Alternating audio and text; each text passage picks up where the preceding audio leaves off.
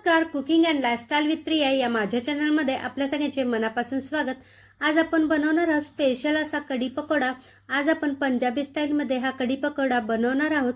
तसेच जर तुम्हाला डिनरसाठी हा उत्तम पर्याय आहे, ज्या दिवशी स्वयंपाक करायला भाजी भाकरी करायला कंटाळा आलेला असेल त्या दिवशी तुम्ही या पद्धतीने चावल कढी पकोडा करू शकता। ही उत्तम अशी डिनरसाठीची रेसिपी आहे। त्यासाठी हा व्हिडिओ तुम्ही शेवटपर्यंत पाहत राहा आणि हा व्हिडिओ तुम्हाला आवडला तर प्लीज चॅनलला लाईक शेअर आणि सबस्क्राइब नक्की करा।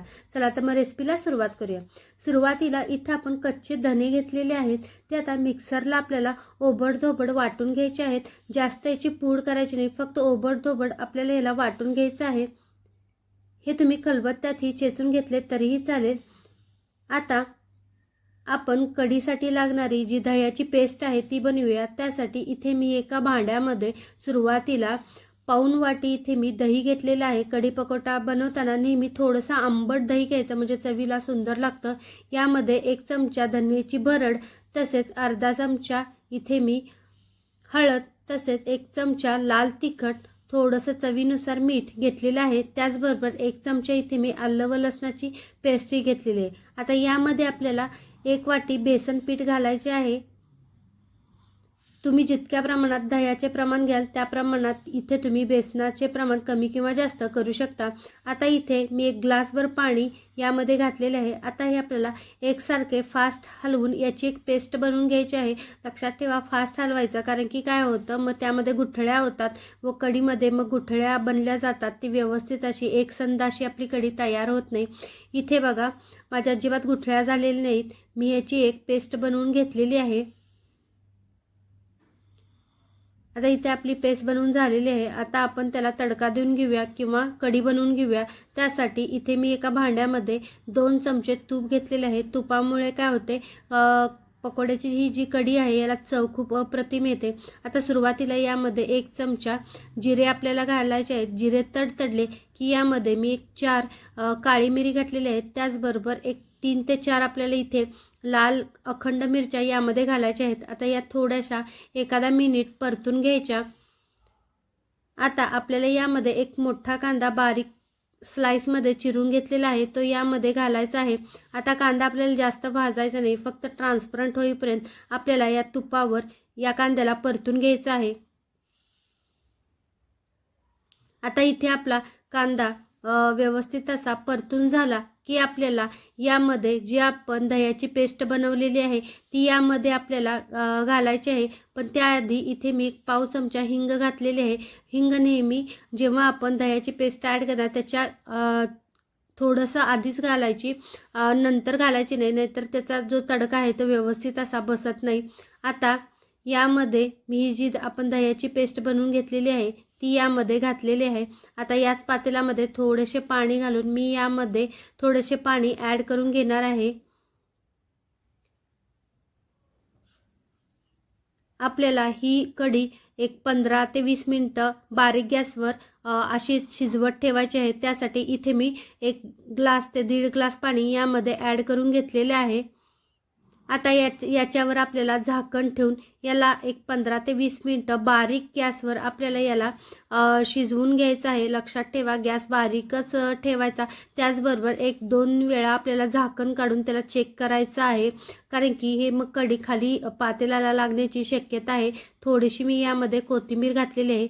आता झाकण ठेवून एक 15 ते 20 मिनिटं आपल्याला याला शिजवून घ्यायचं आहे। जोपर्यंत कढी शिजत आहे तोपर्यंत आपण पकोड्याचे पीठ आपण मळून घेऊयात। त्यासाठी एका पातेल्यामध्ये 2 मध्यम आकाराचे कांदे मी स्लाइसमध्ये चिरून ॲड करून घेतलेले आहे। आता यामध्ये आपल्याला 2 हिरव्या मिरच्या बारीक कट करून ॲड करून घ्यायच्या आहेत। त्याचबरोबर चवीनुसार मीठ, तसेच थोडेसे आपल्याला लाल तिखट व किंचित अशी पाव चमचा आपल्याला हळद यामध्ये घालायची आहे, जास्त हळद घालायची नाही। त्याचबरोबर इथे मी एक अर्धा चमचा ओवाही यामध्ये घातलेला आहे, तसेच एक अर्धी वाटी कोथिंबीर घालायची। तसेच कुरकुरीत असे पकोडे व्हावेत यासाठी मी इथे 2 चमचा तांदळाचे पीठ घातलेले आहे। इथे तुम्ही एखादा चमचा कॉर्नफ्लॉवरचे पीठ घातले तरीही चालेल। त्याचबरोबर थोडेसे आपल्याला 1 वाटीभर बेसन, तसेच खायचा सोडा म्हणजेच बेकिंग सोडा यामध्ये आपल्याला पाव चमचा घालायचा आहे।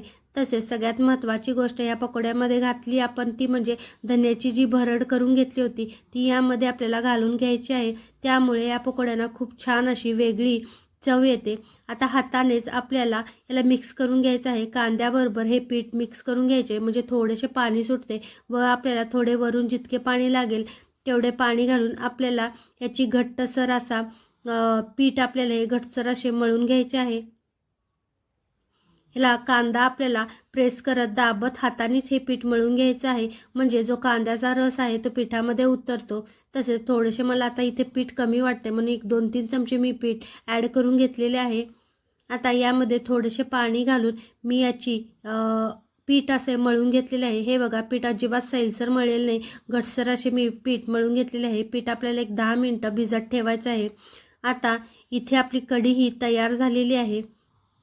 इथे तुम्हाला त्याला दिसत असेल आपले पिवळी अशी मस्त असा कलर आलेला आहे. सुंदर अशी घटसर एकसंध अशी आपली कढी तयार झालेली आहे. अजिबात आपण दह्याचा वापर केला तरीसुद्धा ही कढी अजिबात फाटलेली नाही.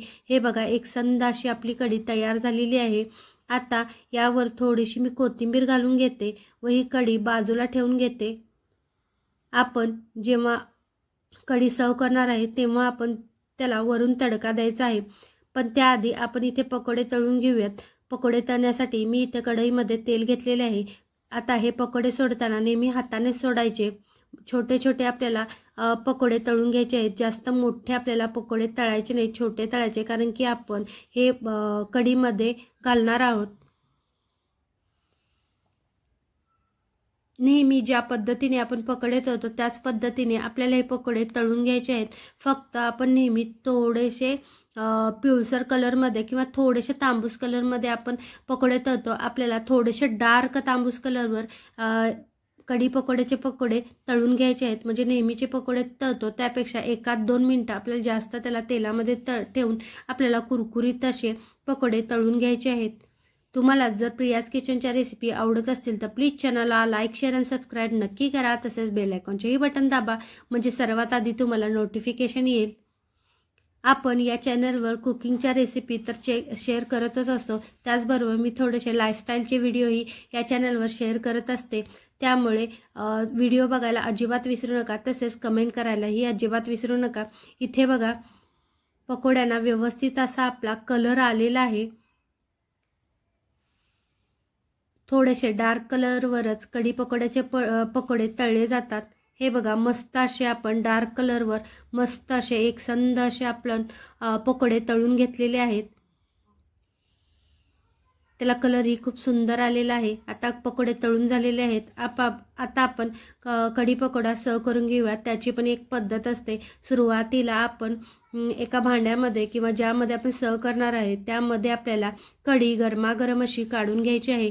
आता त्यामध्ये आपल्याला गरमागरम असे पकोडे आपल्याला त्यामध्ये घालायचे आहेत. आता त्यावरून आपल्याला लाल तिखट, जिरे व हिंगाचा तडका आपल्याला देऊन घ्यायचा आहे.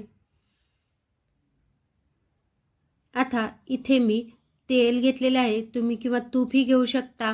आता त्याच्यावर मी थोडीशी कोथिंबीर, जिरे, हिंग व थोडेसे लाल तिखट घेतलेले आहे. आता याचा आपल्याला तडका वरून द्यायचा आहे.